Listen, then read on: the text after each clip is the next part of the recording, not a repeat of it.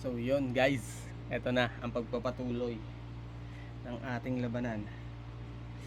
Alright, let's do this. So ngayon, nung mga nakaraan tuloy, kailan ko ba yung upload kanina. So gumawa tayo ng ito, yung mga layout. So ito yung nagawa natin, no. So itong cart wala pang laman. Pero ang gagawin muna natin is ito, yung authentication, no. So mag-start tayo sa sign up. Itong login model nagawa na natin to. So it's not that good looking, pero pwede natin i-adjust yan siguro. Login pages. So dito ito ano ba yun? Hindi ako maglagay ng margin top dito. Margin top dash. Para yun, may space naman kahit papaano guys. So yan, sana hindi mag-freeze yung ating recordings. Alright, so unahin natin yung sign up. So gawin na natin yung sign up. So dito is gumawa tayo ng login. So ayun yung login model natin. Okay, so gagawin naman natin yung sign up model.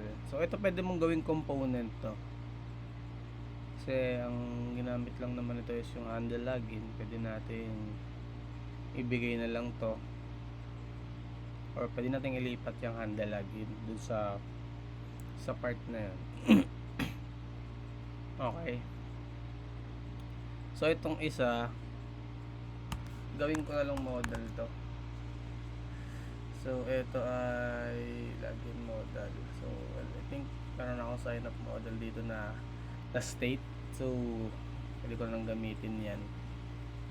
And para mabilis tayo, copy ko na lang muna to for now. Pwede mong gawing to, component. Alright,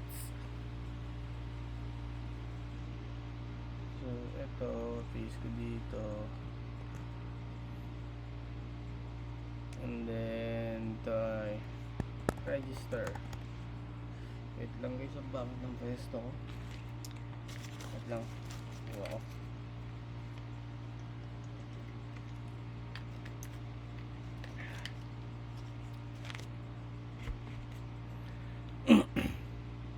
So yan, register. So maganda siguro kung gawin kong component to, no? What do you think? Kasi magdodoble yung isang reason din kung ba't siya ginagawang component is katulad nito, sa register meron din tayong username doon na so siya, magkakaroon ng kaparehas. So kailangan mo mag-isip ng panibago, right? So gagawin natin siyang component. So new file, sign up model.csx. So export default function sign up model, and then mag-accept to ng value later na yan. Dito pa alam kung ano yung i-accept niya. Right, so natin guys. So ito yung magiging register, and itong ref na to yung ginamit yung username na ref. So const username ref is equals to use ref, and then null yung initial value nya, and then ilan ba kailangan natin? Siguro lang, password, ref confirm na lang. para maiksi lang. So confirm password, and then siguro email. So email reference. Alright, so ready na yung ating mga value holder. So ito username, so ito siguro copy ko na lang to dahil kailangan ko ng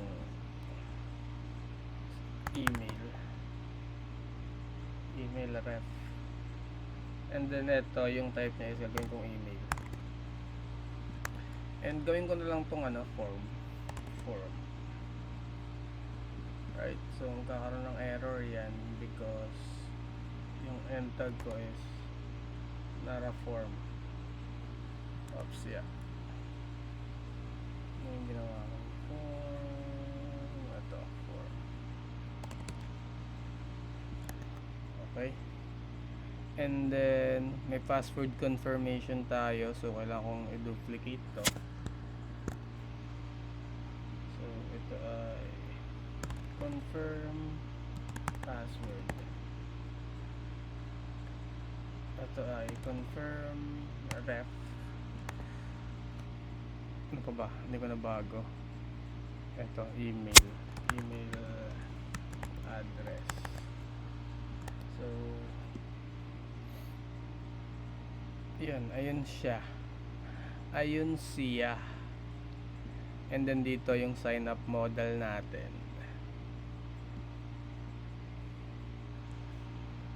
Saan ba dulo na ito? So this line and boom. Then sign up, katulad lang rin ng ginawa natin dun sa isa. So kapag true siya, so di-display natin yung model na yun, yung ginawa natin. So ang pangalan na ay sign up model. My goodness, ito sign up model. Actually ganyan siya. So tama naman yung import, no? So let's check kung gagana na siya. So pag kinlik ko to, dapat refresh muna natin, guys. So dapat lalabas yung model, kaso ang problem is wala pa tayong ginagawang on click para mag handle ng pagpapalit ng value ng sign up model natin. So gagawin natin yan sa ating navbar. Where's that navbar? Sign up model, main navbar. So dito nagpasa tayo ng props para doon. So ito yun, sign up model. So gagamitin lang natin siya. Actually di natin nagamit yung dalawa, no? Pero okay lang. So on click is arrow function na lang ako dito, diretso na tayo, and then true.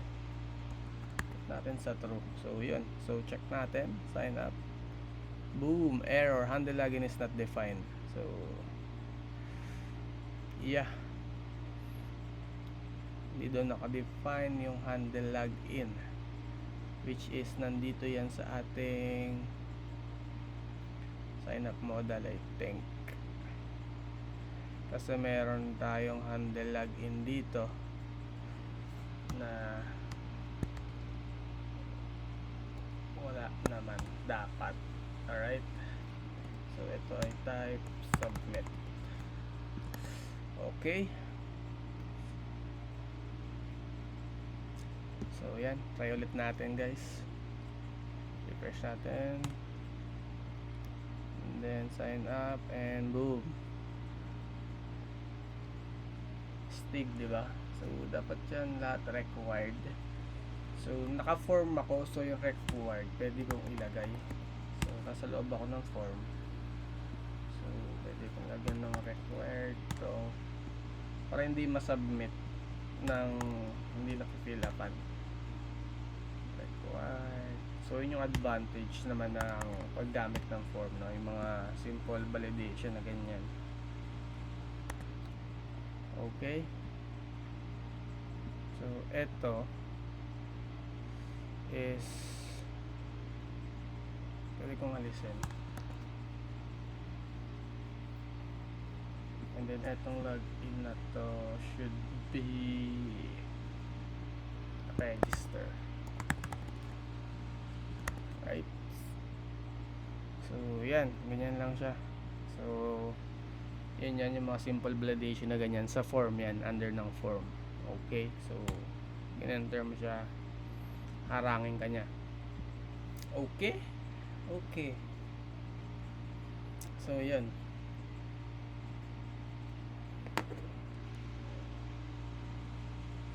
So next is gagawin na natin yung function ng pag-submit. So cons handle register is equals to boom e, because e that prevent ano nga yan, default. Ganyan ba yan? Hindi sure kung tama, so check natin. Prevent that prevent default. So so I think tama naman siya. So yun na, nag-load na. So tama. So prevent default. So para hindi siya tawag dito, mag-reload. Okay? Harangin natin yung default ng ng form. Kung ano man ginagawa ng form. And then next is console.log form submitted. So para lang ma-check natin kung gumagana ba talaga siya, no? And dito natin lalagay yan sa form. Lalagay tayo ng on submit. So kung yung normal, 'di ba, doon tayo naglalagay ng sa button. So pag naka-form ka, dito mo sa form siya ilalagay. So try natin. Bang. So lagyan natin ng harang tayo ng validation, enter, and hindi valid email daw. So enter. So yun ang nangyari. So that log form submitted. Ano sabi? Console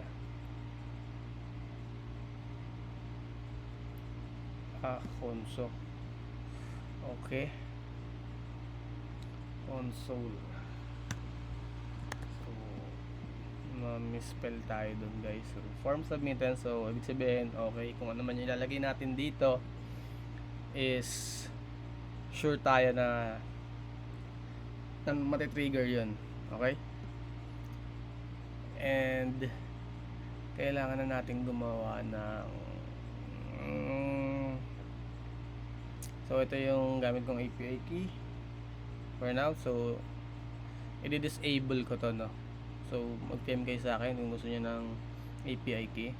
So after ng tutorial is i-disable ko na to. So ayan yung endpoint, and ito sa login ginawa ko na yan. So gawa naman tayo ng para sa export cons, ang tawag dito, register API equals to async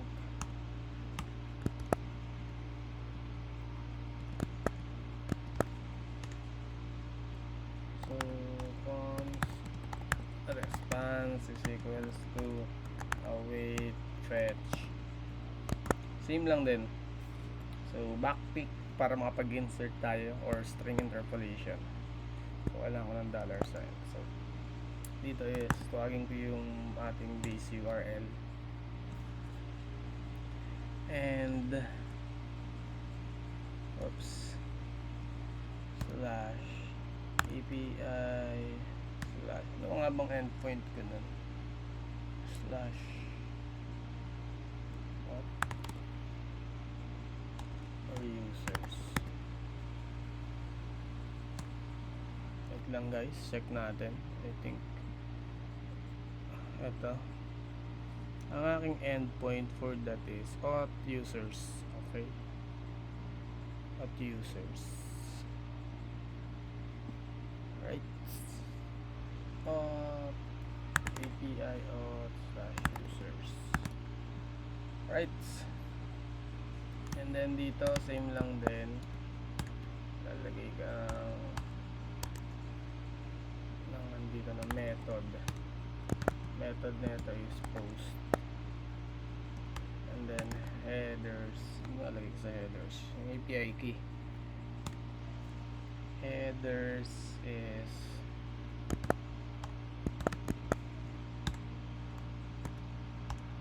x dash API dash key, and then API key.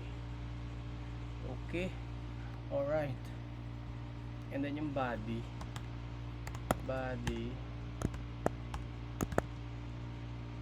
ang isend natin sa body is post data. So magre-receive tayo ng post data dito sa function na to, para yun yung bibigay natin dito. Okay,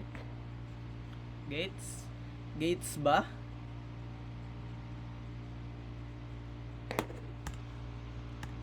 Then const res is equals to await response dot json return res.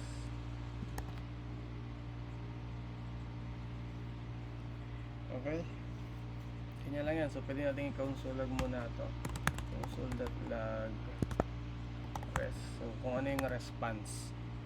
Okay, so tatawagin na lang natin tong API na to, yung ginawa natin. Mamaya tayo gagamit ng ano sa mga products na.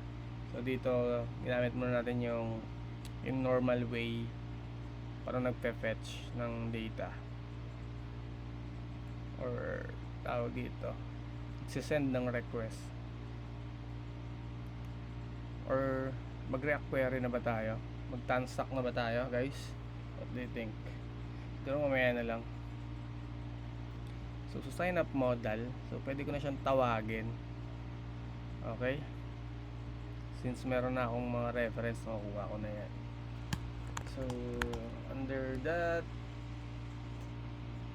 tawagin ko yung function na register API, and then kailangan ko ibigay yung post data dito. So gagawa tayo nun. So const post data is equals to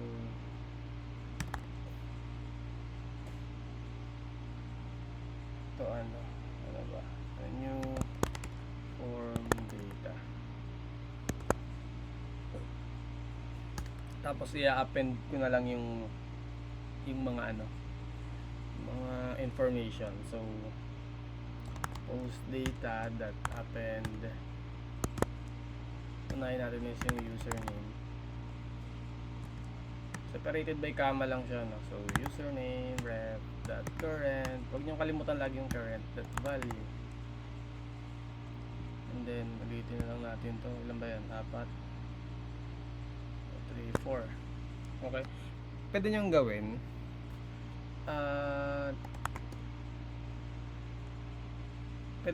guys, di ba may confirm password, pwedeng i-check nyo na rin yan dito sa front end pa lang. Pwede nyo nang i-check kung match ba sila, pwedeng ganon, no? So sa back end kasi sine-check rin yan. Alright, so email ref, ito naman ay password, and then ito ay password confirm, hindi ako nagkakamali. And then ito ay password. Ito ay confirm. And then send na natin yung post data here. And then that, then res, then console.log res. Okay, so yan lang muna for now para lang ma-check natin yung response kung may mali ba sa ginagawa natin o hindi. So let's do that. So refresh ko muna guys para ano.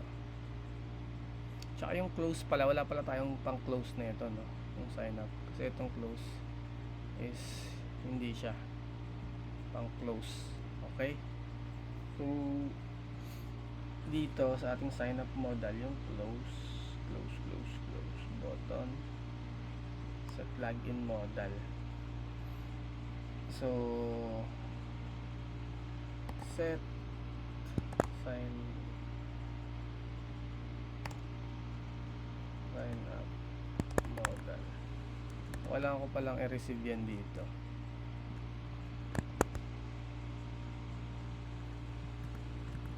Enter yan. So set sign up modal, and kailangan natin yan iba to dito. Sign up modal, kasi natin siya ginamit, no? So set sign up modal is equal to set sign up modal. So yun, ganun lang yun guys. So check natin kung maka-close na natin to. Close, okay, working na. So ito na, magsisend na tayo guys. Let's go, let's do this. So may error, so refresh ko. So sign up and test testboy 01, so testboy01 at gmail.com. So password 123 lang, password 123, so password 123 pack.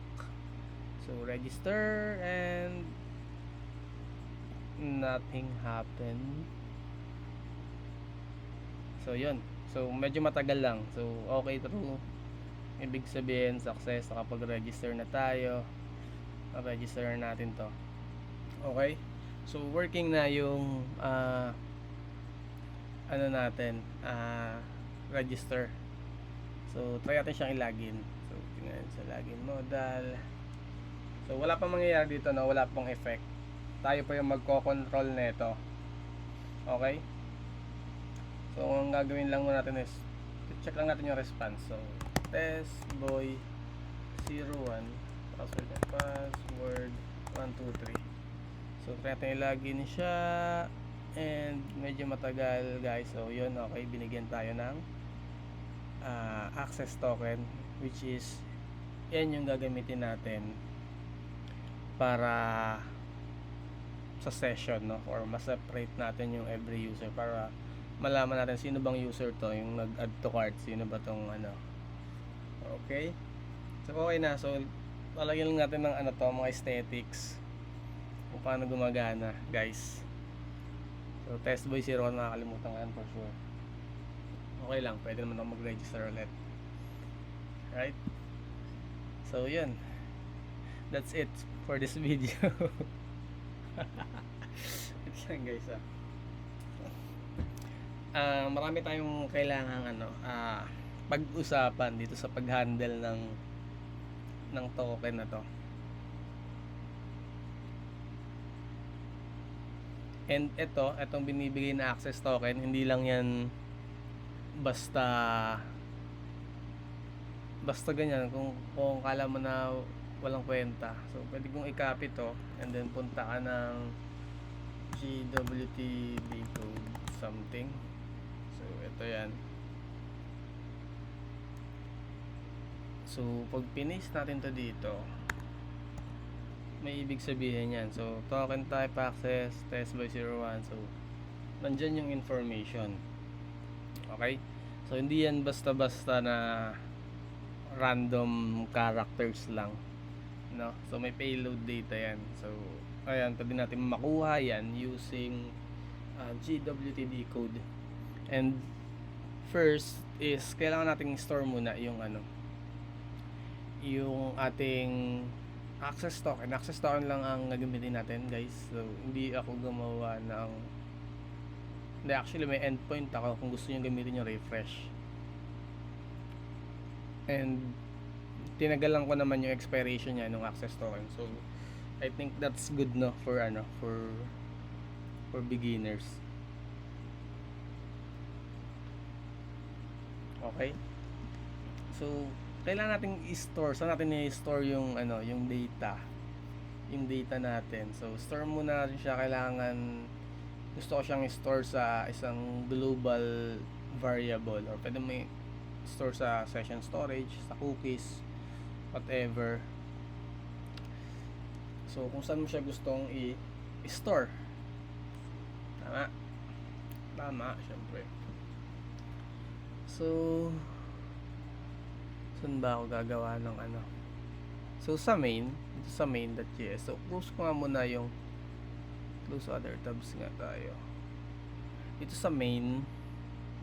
So gagawa ko kailangan kong gumawa ng global variable. So ang pinaka simpleng way para gumawa ka ng global variable is pwede mong hiwalay ito router.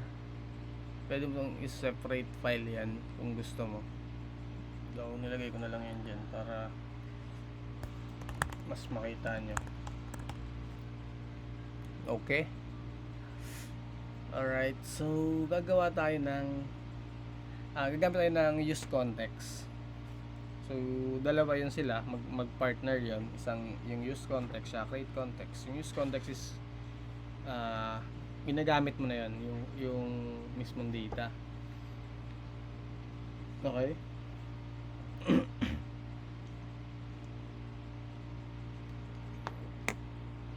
Ngayon parang nagke-create ka lang ng normal na variable dito.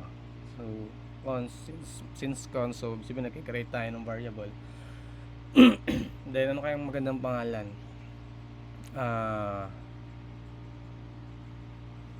User data and token. Sige, token is equals to, or may token, or bala kayo kung anong gusto nyong ipangalan, no?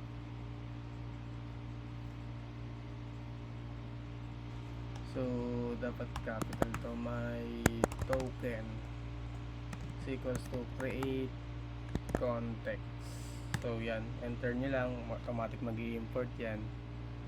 So ito siya, create context from React. Alright.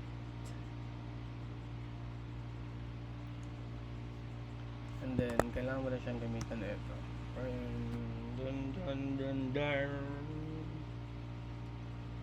Okay. And then para may isang steps pa para mapasa mo yung global variable mo dito sa sa ginagawa mo dito sa context, no, para ma-store mo siya dyan. So pwede kong gumawa ng paano ba, ako yung nagugulumihanan.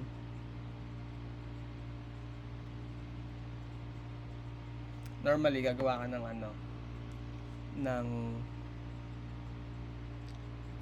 kaso wala ako sa loob ng, hindi ko lang kung pwede akong gumawa ng dito kasi wala ako sa loob ng function. So wala sa loob ng function kung pwede akong gumawa ng state. So try natin. So const token set token equals to use state. Pwede ba? So yan, initial value ko is wala, blank. Alright. Hindi ko alam kung pwede. Kung pwede yung ganyan. Na nag-create ako ng cons sa loob, or maybe sa loob siguro nito. Hindi kasi render na to eh. So dapat before that eh. Well, either way, try natin. And then i-wrap mo lang itong router mo. Pag hindi, mag-move tayo ng isang level dun sa sa tawag dito.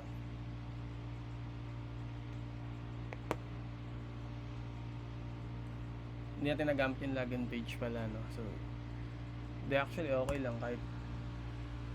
So, kailangan ko ng gusto ko ng state. So, ang gagawin ko is i-move natin tong create context natin. So, Control X, use state, tanggalin ko na to. Tanggalin ko na tong create context dito. Alright. Dito na lang ako maglalagay ng context sa may up. So, yan. Dito ako mag-create ng context. So, cons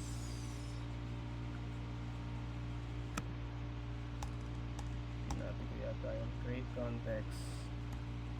So, ayan. Import natin yan. Then gagawa ako ng cons ng state. So may token or token set token is equals to use state. So yan.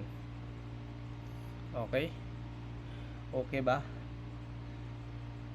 And then next is kailangan nating i-wrap yung yung return sa ating website. So dito magkakaroon tayo ng my token dot provider.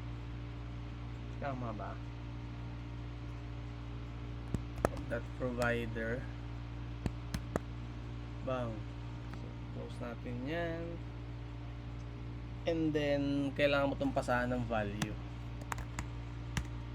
Value niya is ano ba? Dalawa. So, object yung ipapasa ko. Dahil dalawa yung value na gusto kong ibigay sa kanya. Yung isa is token, tsaka set token. So, yan. Hindi ko na kailangan lagyan ng ganito, guys, tapos token. Kasi kung same lang naman, I think okay na yan. Then ito, kailangan nasa dulo to. Sa kabilang dulo. So, yan. Tusin lang natin, guys. So, ayun. Yun na yung setup ng global variable natin. Na ito yung global variable natin, state siya. Okay.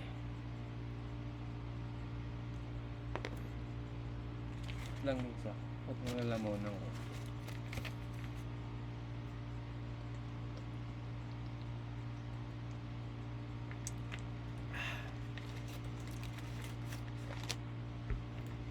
So, yun. So, after nun, makapag-create na tayo ng variable, global variable, no? And para naman ma-access natin to, yung variable na yan na ginawa natin, doon naman papasok yung use context. Okay? So kailangan mo na siyang create context, and then pag gagamitin mo na siya is use context. Okay? Alright.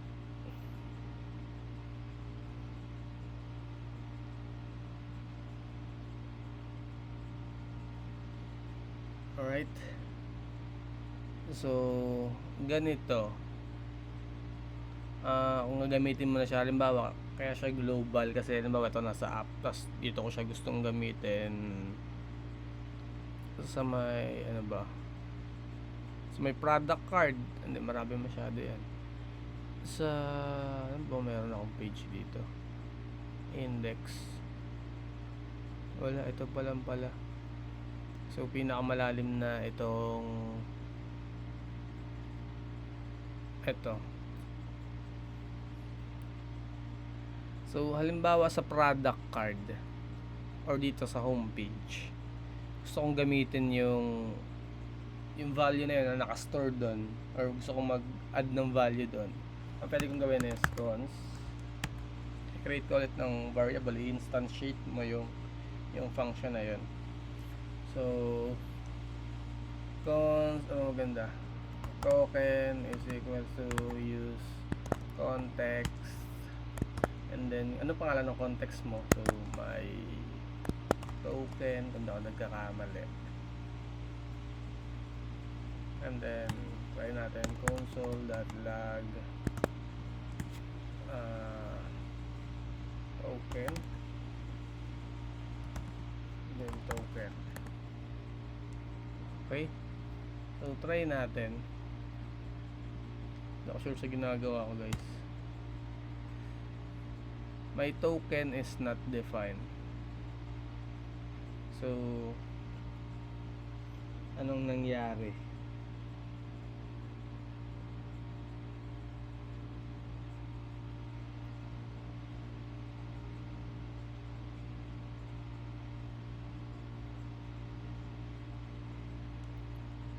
Ang error ko is my token is not defined.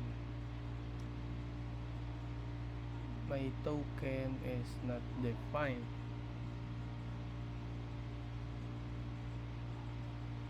Ay, string ata to, guys. So yan, let's check.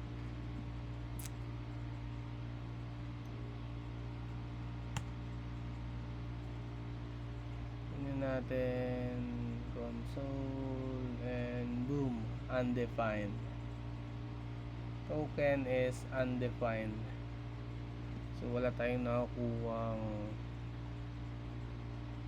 tawag dito.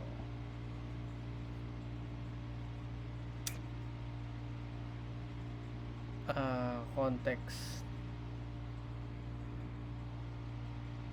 Hindi gumagana. It's not working.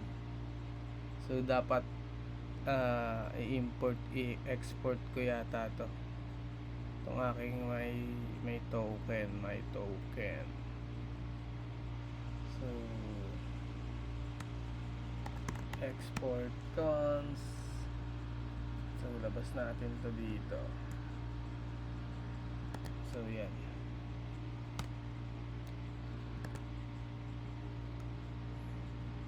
and kailangan ko yata siyang, hindi ko rin sure ha, my token.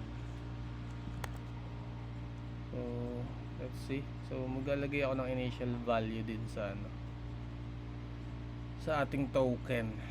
Ito, so initial value natin is WEO. So yun, nakukuha na natin yung value. So yun, medyo nag-struggle tayo dun, guys, kasi kalimutan ko na to eh. Okay, so by the way, finally yan, so recap natin, no? So kailangan i-create ka muna ng context. So kailangan mo naka-export yon, kasi kailangan mo rin siyang tawagin. Okay, so dito naka-export siya sa labas. Then nag-create ako ng state para dun sa token. Okay, nag-create ako ng state, which is yun yung magiging value ng global variable ko na sinet ko dito, token tsaka set token. And then pwede ko na siyang ma-access ano, kahit saan sa ano ko, basta pababa sa file structure ng app, which is yung app naman yung entry point natin bukod sa main. Kasi sa main hindi ko alam paano ako mag-create ng use state doon. Kasi ang alam ko hindi pwede yata doon. So, either way, kasi wala ka sa loob ng function, kailangan kasi nasa loob ng component yung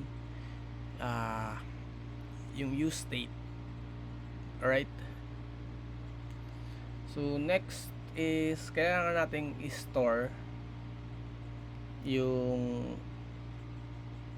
ating token. Pag nag-login tayo, kailangan nating store yung token. So, nasan ba yung token natin? So, ito, tapos na tayo sa experiment dito. Okay, dito na ako. Natanggalin ko na yung use context dito. Alright. So, hanapin na natin yung ating component. So, sa sign up, hindi sa sign up sa may nasaan ba yun? Nasa app. Okay, nasa app pala yun. Dito sa may modal handle login.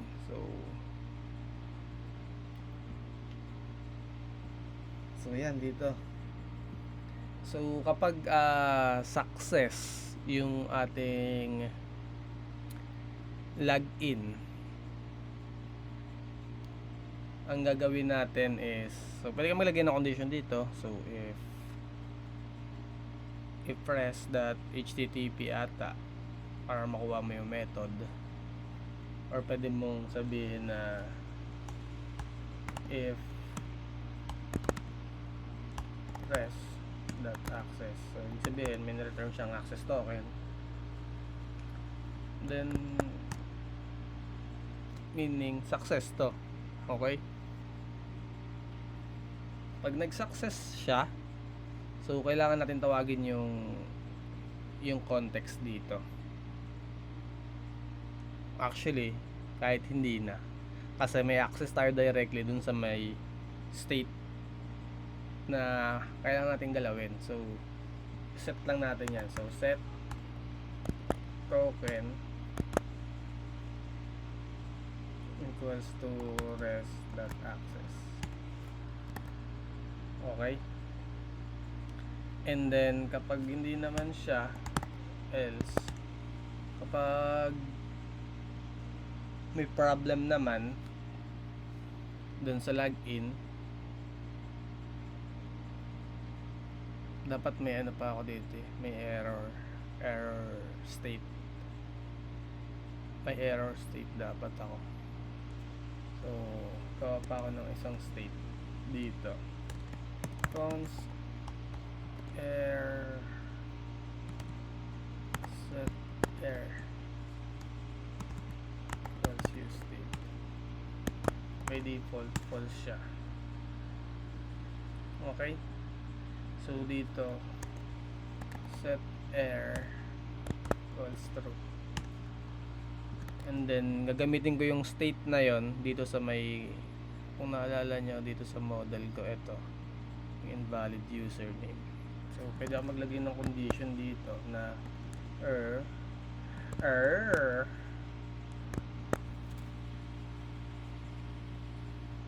and then paste ko to, Ctrl Shift S. Ayan. Alright. Okay. Alright. Okay. Alright. So, yan. Ganyan lang. So, by default, pag sa login, refresh ko. Default. Uy, dapat di magpapakita to. Yung invalid.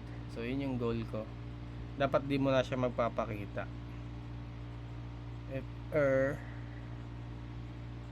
so where's false naman siya.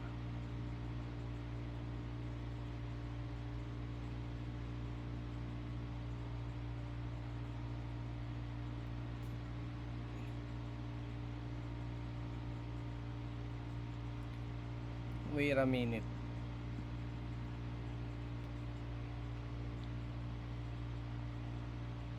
Parang may something dito.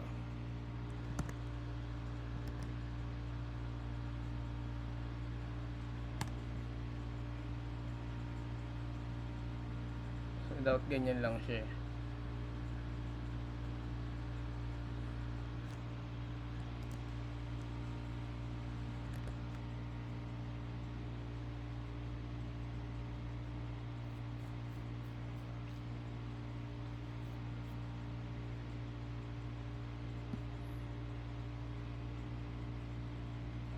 Pero bakit? Ayun, gumagana na. So pag nag-fail, magpapakita siya. Okay. Okay, goods. It's working, man. It's good, man. Okay. And then magko-close to and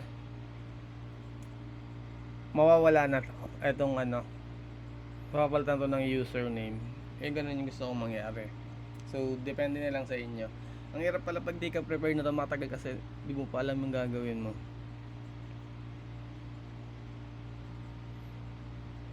Pero mas okay yung ganito, di ba? Authentic, guys.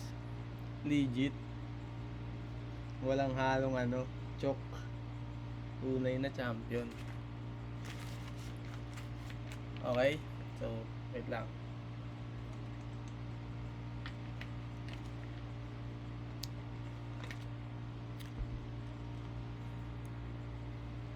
So, pag success is store natin doon.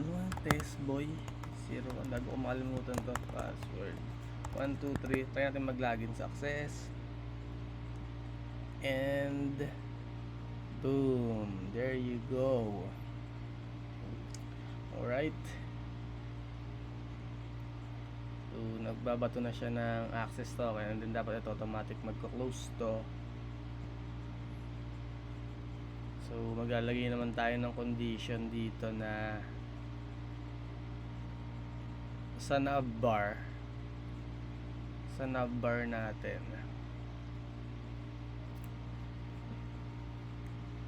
yung navbar, where's the navbar? So, maglalagay naman tayo ng condition dito, guys, sa pop over na to. Ito yan ito yung logo na yan. Ito yan. Na kapag ka yung yung state is empty,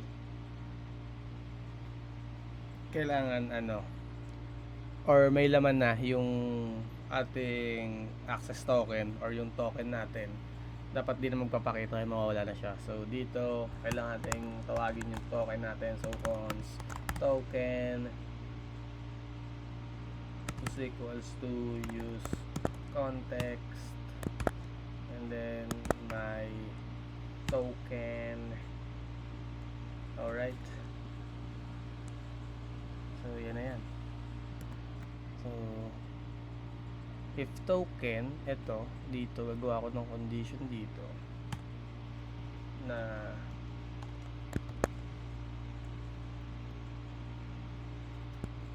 force ko sa boolean expression to. If token, so kasi blank yung niya, so true pa rin naman yon, string kasi siya, so true pa rin yan, possible. So i-force siya sa boolean expression na true or false ang yung magiging value niya. So pag may laman yan, magiging true yun. So kapag siya, false, kapag false siya, kasi by default dapat false aha. Paano ba?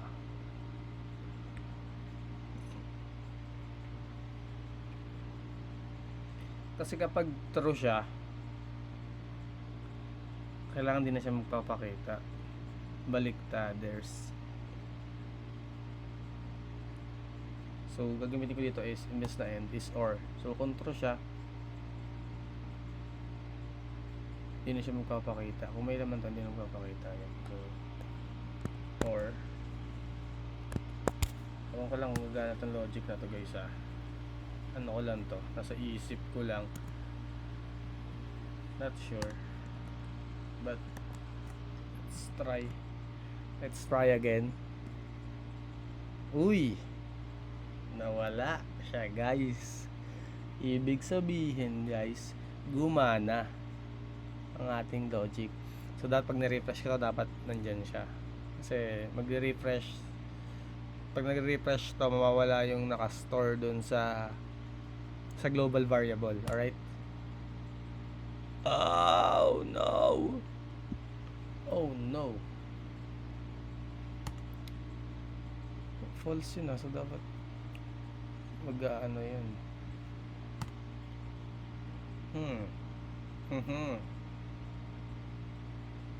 So ibig sabihin mali yung OR. My goodness, mali yung OR, guys. Ay, hindi pa nakasave, guys. Tama ba? So Control Shift R.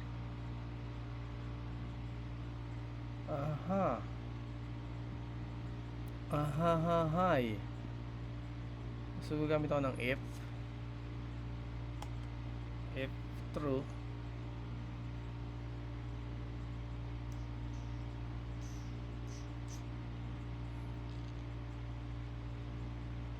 kapag may token na, dapat wala na to. So dapat sa else to. None. And then ayun ba? Ganyan ba gusto mo? Hindi ata gumagana yung ating boolean expression.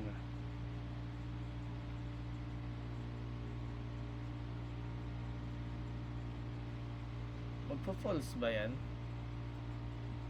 Sa ano? Hindi. Papakahirap ako no? So pwede ko namang gawin null yung kasi may default value nga pala to. Widths naman, guys. So ayun na, lalabas na yan dapat dito. Width yun na. Ako'y nabigla sa mga naganap. So hindi ko na-test kung talagang gumagana ba yung OR. Kasi kapag true to, hindi niya napapakita to. Dapat kung tama ang aking haka-haka.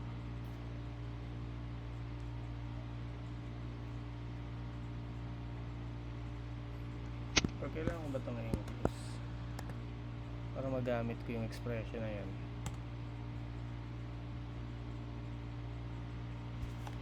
Nakakamata.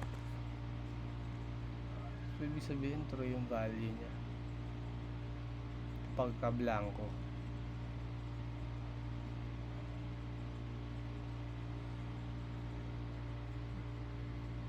Nakakaasar no? Pero pwede ko naman gawin kasing null to.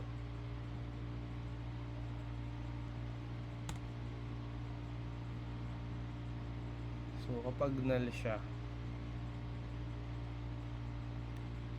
hindi ko kailangan gawin ito ng mahika. And ito, pwede ko natang gamitin yung aking na-try na OR.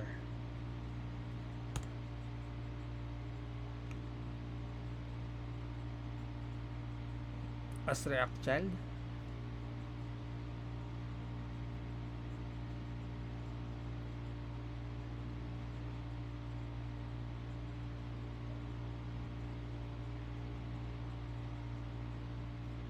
Meron object with keys token and set token. That token kasi, guys. Ano ba? Ano ba?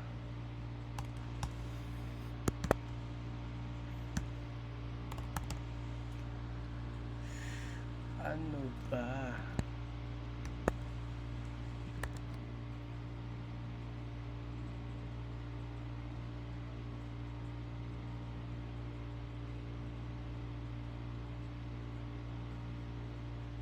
I-review natin ng maayos, guys. So ang nilagay kong value dyan,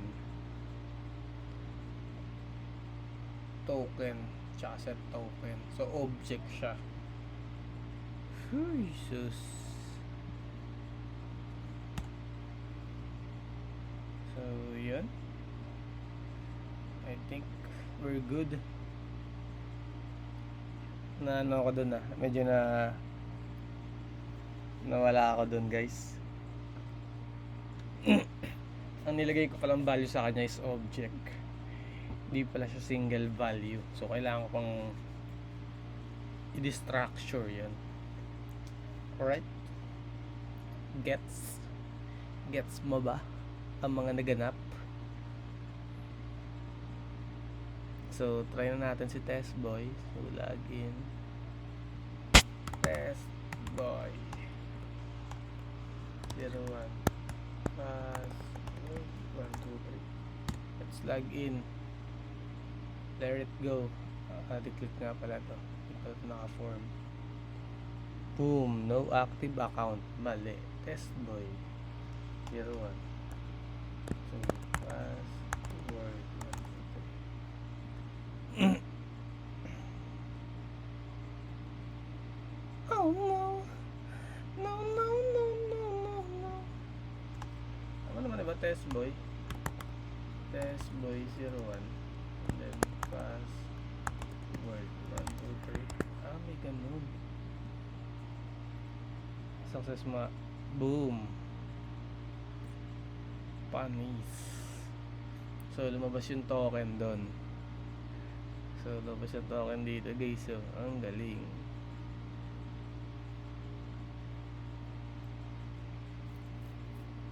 So hindi pwede yung or na condition doon guys. That token. F token, that token is true yan. Hindi na ito question mark. Tayo magtigil na. Pang. That's it. Okay. So ayun yun guys. Okay na. So pag ni-refresh ko to, magre-reload. So dapat kasi ang token naka-store talaga yan sa cookies. 'Di ba? Yung iba session storage. Pwede rin naman session storage. Depende sa application na ginagawa mo, depende sa use case. So balik siya sa 0, magre-reset siya. Kita nyo, magre-reset kasi to dahil sa memory lang siya nakasave or sa variable lang siya nakasave. So test boy 01. So password 123 and let's log in and boom, success yung login natin. So nawala siya. So dapat magko-close din tong modal pag success siya. Okay. So saan yan?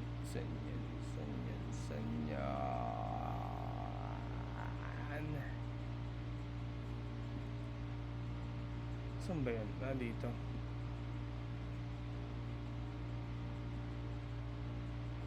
So dapat magko-close to itong model.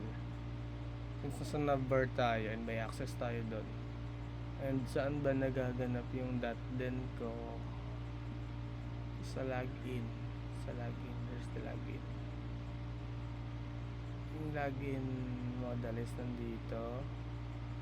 Yung handle login API. So yan dito guys. So kapag success na set mo na to, so close natin yung modal. So set login modal to false. Alright, so unti-unti ng nabobo natin. So login ulit tayo.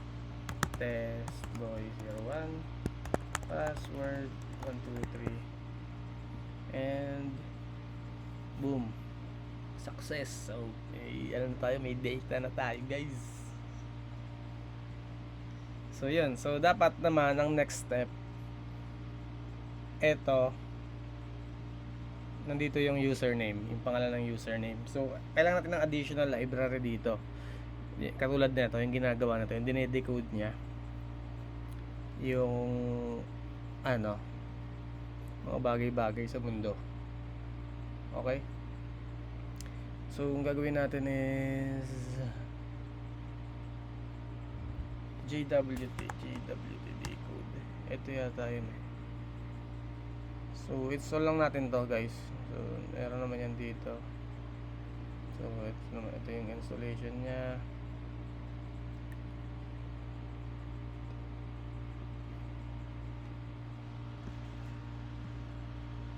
Install lang natin siya guys, no? So npm install jwt-d code. Boom. Then pag okay na yan, npm run dev. Okay. So dito to jwt-d code yung imports. So i-decode natin yung token. So kapag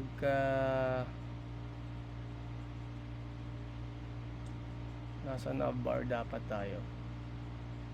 So kailangan natin ma-access yung token, no? Token. Okay. So token ang ganyan yan. So kailangan natin i-decode yan. So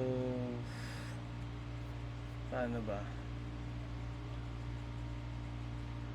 Ano ba magandang diskarte dito? Pwede ko ba directly i-call yan dito sa null? So imbis na null to, what we're going to do is jwt-d code and then token. Alright, so yun, nag-refresh. So login ulit tayo guys. So dapat lalabas dyan yung name. Di pa pala yung name. Ano pa pala yun? Object pa pala yun. So testing test boy 01 password 123. So yan, boom, object is the child of the u. So username, so ito siya, kukuha ng username.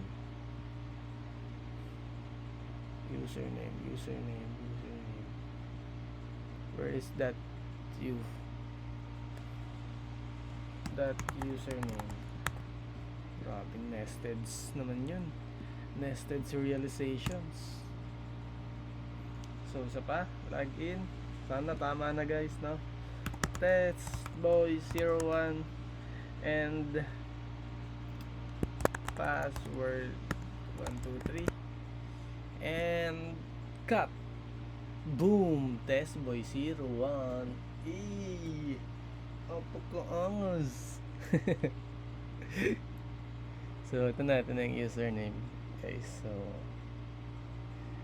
kaya naman kung gusto yung siya, lagyan ng user ng tawag dito ng design. So pasok nyo lang siya sa H1, diba? Ito, so ito pwede mo tong gawin.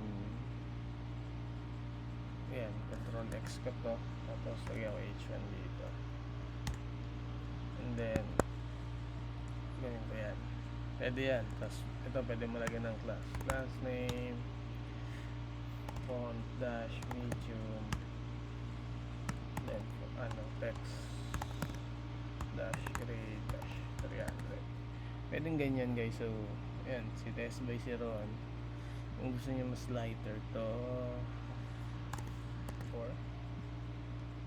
Boom. So yun, pwedeng ganun, pwedeng yung lagyan sign. And hindi pa tayo tapos guys, dahil kailangan nating i-store, katulad nga sabi ko, tawag dito, kapag ni-refresh mo yung page is malalag out ka. Ayaw naman natin ng ganon, tama ba? So kailangan nating store sa local storage, session storage, or cookie yung ating token. Alright, so para gawin natin yun, pwede tayong kumuha ng library at React cookie natin. So ito So na-click ko na to dati, so ibig sabihin ginamit ko na to. So I think this is good naman. Let's check. Set cookie, remove cookie. Okay. So cookie name.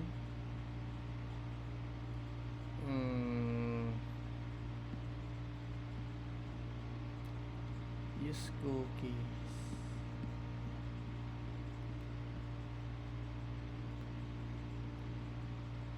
So eto, pwede natin gamitin to. Mas store, no? Or siguro bibigay ko lang kung paano siya, no? Screen na gumawa. Kasi parang mahaba na yung video eh. Pero at least na, meron tayong sign up, magana na. Meron tayong login. So yung mga routes na ginamit natin is nandito. So /API /users yung ating so ito lang yung yung method na gagamitin. So same pa rin yan pa rin gagamitin natin kahit naka React query na tayo.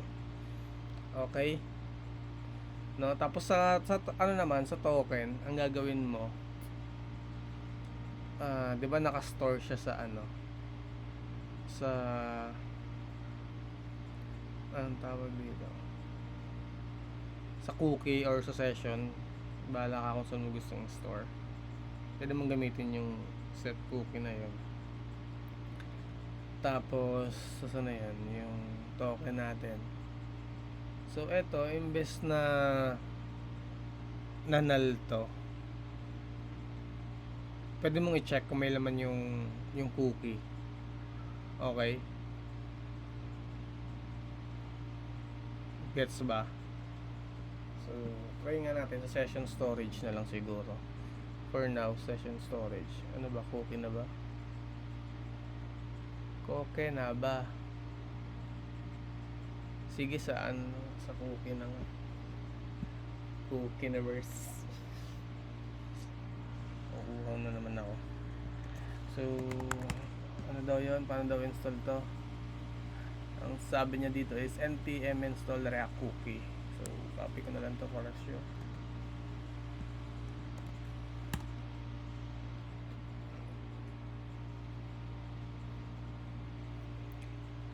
Okay, so npm random. So store natin sa cookie. Huy.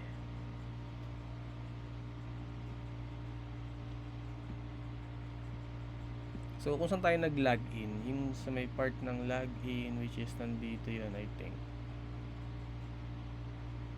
So set rin natin siya sa So paano siya gamitin? Sa cookie. So sabi dito, yan, cons cookie, set cookie, remove cookie, tapos yung cookie name.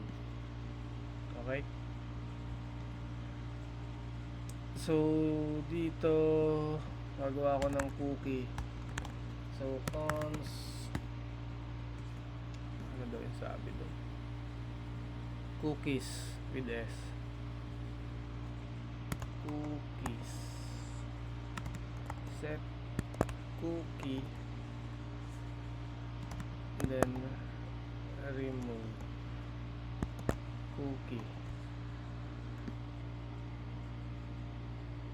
Maliit lang pala.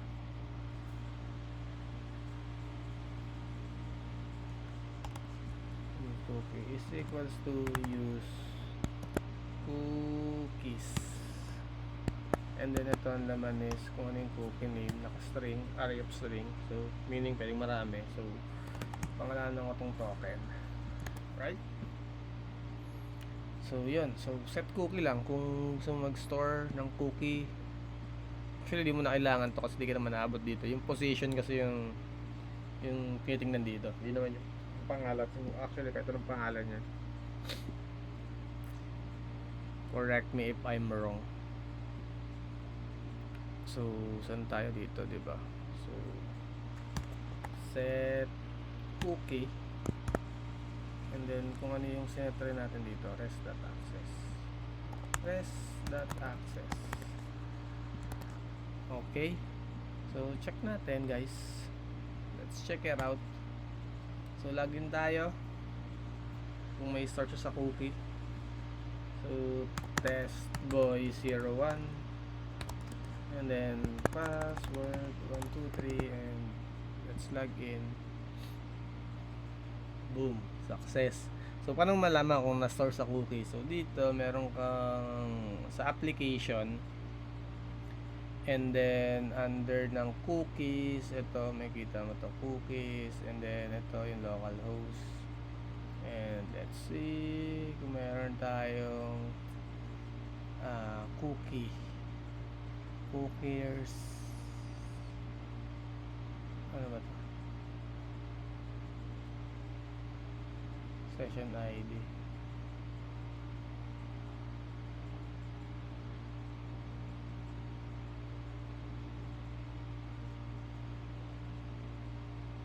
So only show cookie with an issue.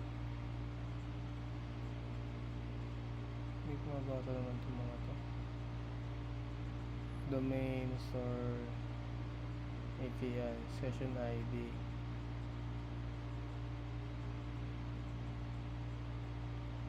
So ganito kasi sa cookie, di kasi may ano to eh.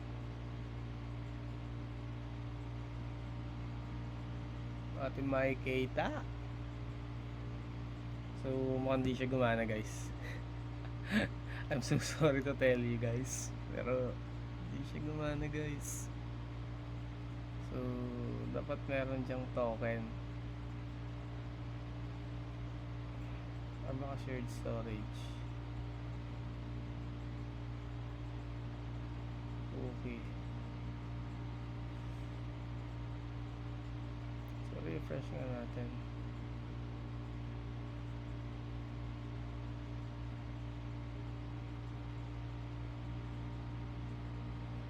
For some reasons di siya gumana.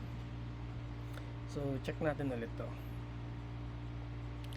So cookie, set cookie, remove cookie, use cookies, use cookies,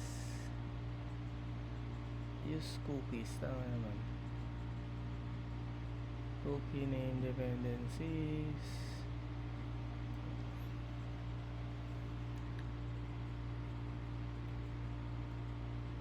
Ayan yun, do not parse.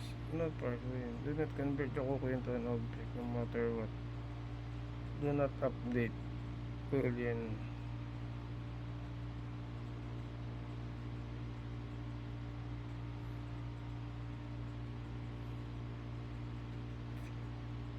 Do not parse.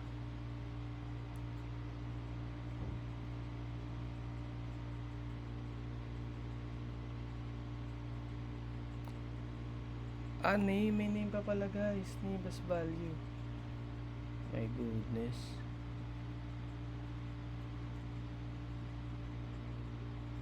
Mali pala ako guys. So eto, may name pa pala. So my token. So mali ako guys. Sorry. Gusto naman oras natin guys. So ayan, login.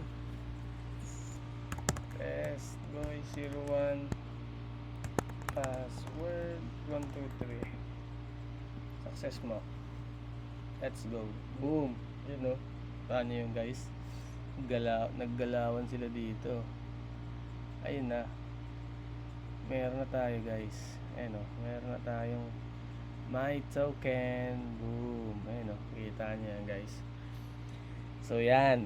Yan sinasabi ko. Ganyan yan. So kahit mag-refresh ka kasi nandiyan pa rin yan. Diba? So nandiyan pa rin yung token mo. Undefined, no? What is this?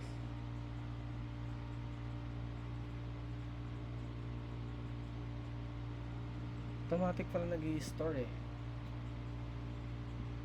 Ayun, no?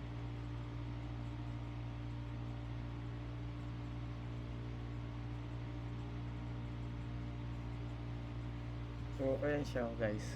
So ito rin no. Ito parehas siya.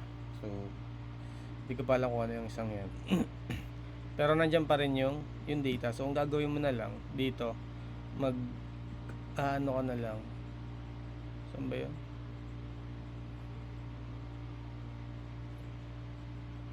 Saan ba yun? Ito open.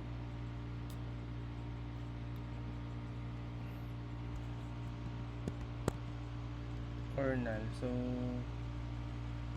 kailangan mag-get natin yung cookie. And ito ay dapat nasa baba.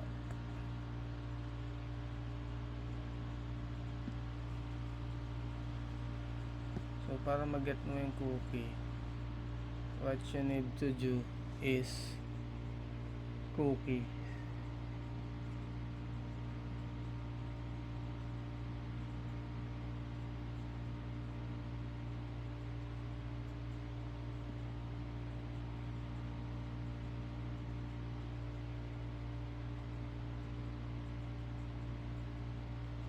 Paano i-call yung cookies?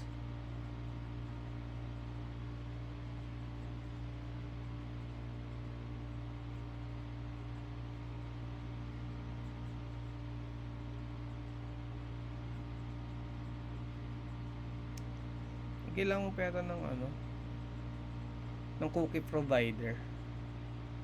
On the server, the cookie perhaps must be set for cookies or no cookie.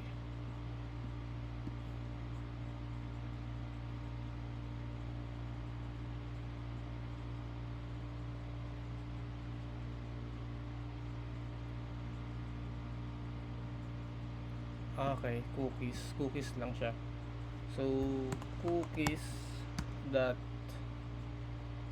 ano yun, the token that my token. Sheesh, kung meron man yan guys.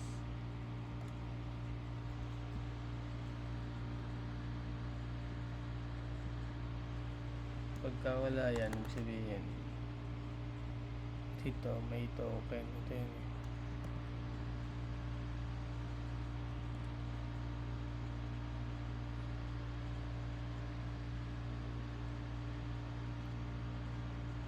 So try natin guys. Not sure guys. So yun, okay na siya guys. So kahit mag-refresh ako, goods na siya, nakukuha ko na yung value. Kita nyo? Di ba kanina kapag nagre-refresh tayo, wala. So pag in-layer natin to, clear cookies. So log out yan dito. Pak, login ko. Di ba? Ang galing. Wow. So yan, ganun lang yan para ma-handle mo yung login or kung paano, kung may different login page ka, so i-redirect mo lang naman. So using navigate ng React Router DOM or href, mga ganun bagay. Test boy 01, tapos password nito, password 123, login, boom, bam. Kahit i-refresh mo na to guys, wala na yan, login na ako dyan, di ba? Kita nyo yun, ang angas, di ba? Sorry, refresh ko guys ha. Oh. Login na yan guys. So clear ko ulit. So refresh. So basic. So login ako yung admin. O, patong ko dito.